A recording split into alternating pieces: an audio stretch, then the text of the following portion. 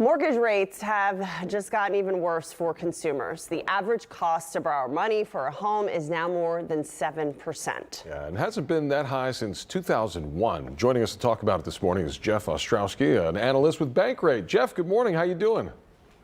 Good morning. I'm doing well, but that's partly because I'm not in the market for a mortgage right now. As you mentioned, mortgage rates have spiked, and they're at the highest level in more than 2 decades. Yeah, no kidding. I mean, so what are families to do at this point? I mean, I've heard some that say, hey, you got to bite the bullet, but what's your advice? Yeah, I would say if you're ready to buy, if you need to buy, just go ahead and do it, because it's really hard to predict what's going to happen in the next 6 months to a year. Home prices are rising again, so that's moving against buyers, and mortgage rates have been going up, and so they're well over 7% now. There are even some economists who are predicting they could hit 8% in the near future. So I would say if you're prepared to buy a home, if you need a home, then buy it. Jeff, for the past decade, families have sort of been used to paying those rock bottom mortgages. So what has changed? Kind of break it all down. Yeah, so it's complicated, but essentially we've had artificially low interest rates for 2 decades now. So this started back with the September 11 terror attacks.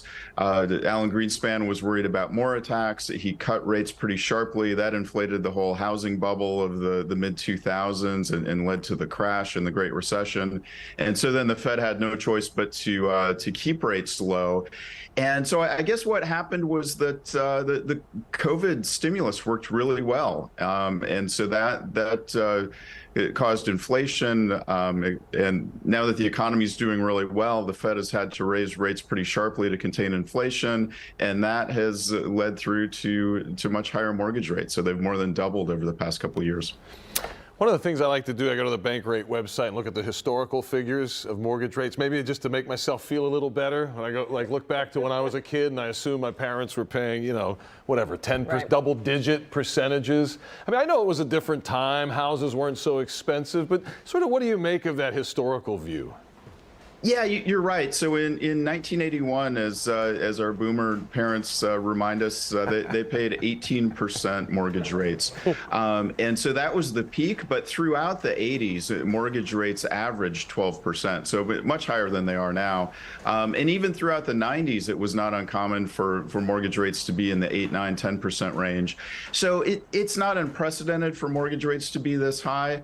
The real struggle, the real challenge for buyers is that the last time mortgage rates were this high, the typical home price was $150,000. Now it's more like $400,000 plus. So we've got this combination of home prices that have soared, partly because of low mortgage rates over the past 20 years, and now mortgage rates that were normal back at a time when home prices were much lower. So yes, it's possible for a housing market to function. It's possible for people to buy homes when mortgages are in the double digits.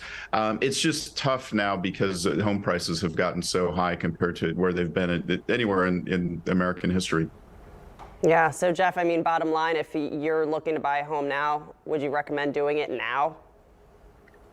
Yeah. I mean, if you're ready and you're able to buy, then do it now. There's risk to waiting. I mean, yes, it's possible that we could have a home price correction, but it doesn't seem like things are going that way.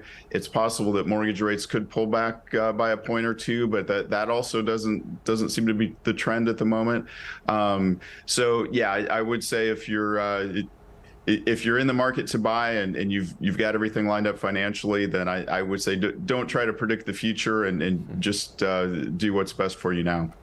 Yeah, I mean, and hey, if things go that way, you could always refinance potentially, right? I mean, like you said, if the family needs it, you need it, and you can't really control when that happens. Jeff Ostrowski with Bankrate. Jeff, thanks for your time today. We really enjoyed it.